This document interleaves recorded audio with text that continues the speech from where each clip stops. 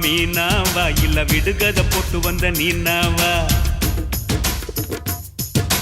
செம்பருத்தி போல் இருக்கும் ரோஜாவா இல்ல ஜீன்ஸ் போட்டு கலக்கும் ஐஸ்வர்யாவா?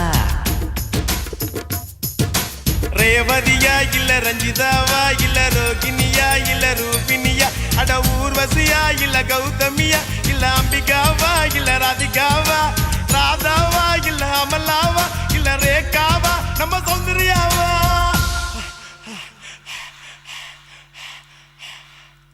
உன் கண்ணப்புள்ள வந்தது யாருன்னு சொல்லு மாப்பிள்ள மாப்பிள்ள மாப்பிள்ள மாப்பிள்ள சொல்லுங்க சொல்லுங்க மாப்பிள்ள